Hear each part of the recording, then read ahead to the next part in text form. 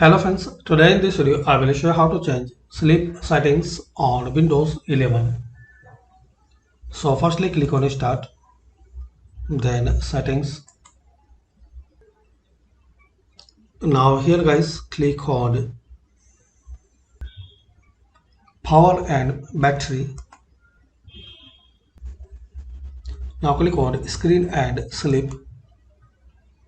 Here guys you can change sleep settings like on battery power, turn off my screen after, you can change minutes. When plugged in, turn off my screen after.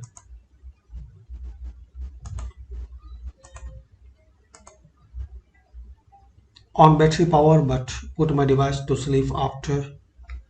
When plugged in, put my device to sleep after. So this is the settings, and you can change and customize as you need. Here you will see battery levels and you will see view details info here.